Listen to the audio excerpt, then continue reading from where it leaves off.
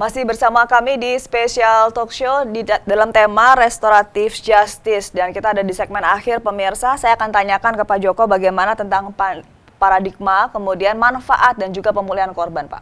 Ya, terima kasih.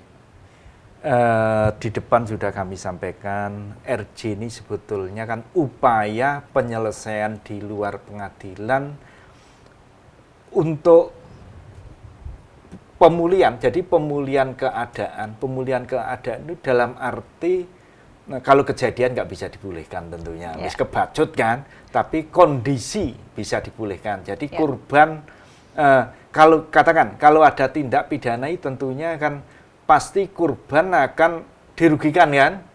Kalau tidak dirugikan, misalkan kalau perkara penganiayaan katakan dirugikan gimana? Akhirnya kalau dirugikan kan jadi dendam. Nah, ini dendamnya dihilangkan. Salah satu caranya gimana? Dipulihkan. Dipulihkan, tidak dendam.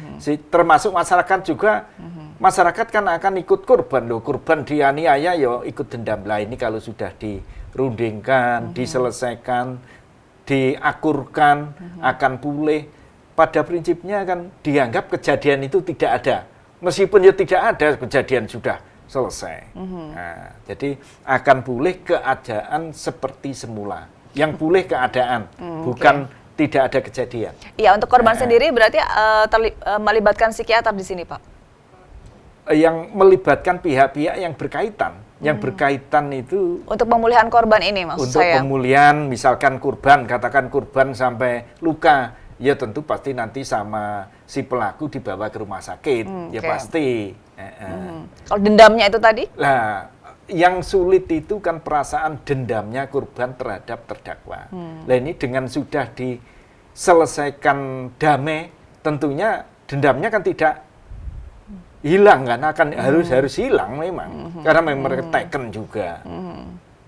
Makanya dipulihkan keadaan seperti semula. Nah, meskipun kejadian tidak bisa hilang. Kemudian paradigma yang ada di masyarakat ini bagaimana Bapak menjawab restoratif justice ini? Kita sebagai warga masyarakat itu kan sudah tahu ya, kalau dulu paradigma pidana identik dengan orang diperiksa, kemudian disidangkan, kemudian dibui, kan gitu. Lah paradigma seperti itu sebetulnya sekarang itu sudah tidak harus seperti itu. Masih ada cara yang lebih bagus. Dan restoratif itu justice ini. RJ ini. Dan ini penyelesaian yang win-win solution tadi.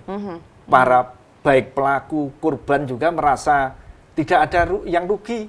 Ya kan dikembalikan semula berarti nggak ada kerugian.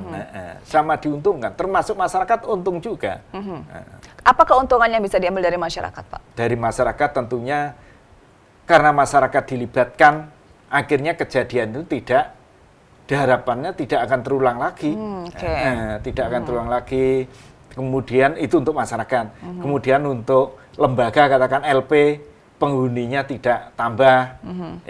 Kemudian untuk pelaku dan korban? Untuk korban? Untuk korban ya sudah dipulihkan. Korban kerugiannya sudah diganti.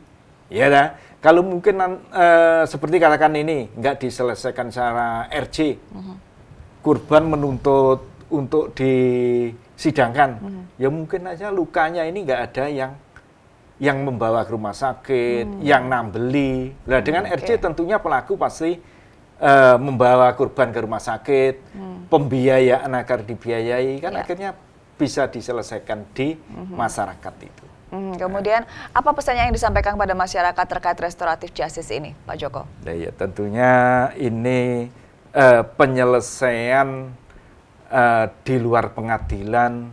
Kami harapkan warga masyarakat juga supaya tidak ada anggapan seperti dulu.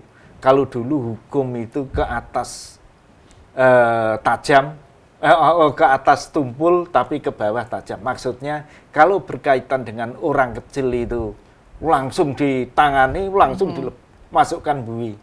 Kemudian kalau berkaitan dengan pejabat, kalau orang besar tumpul kan nggak bisa. Kasus korupsi misalnya. Nah, makanya sekarang itu paradigmanya harus dirubah. Oke. Nah, kira-kira itu. Baik, terima kasih atas sharing ilmunya tentang restoratif justice ini. Semoga bermanfaat dan nantinya perkara-perkara di Jawa Tengah yang ditangani oleh melalui restoratif justice ini akan memberikan manfaat untuk masyarakat Jawa Tengah. Baik, terima kasih Pak Joko dan terima kasih pemirsa untuk Anda yang sudah menyaksikan. Saya Mira Azhara pamit. Wassalamualaikum warahmatullahi wabarakatuh. Sampai jumpa.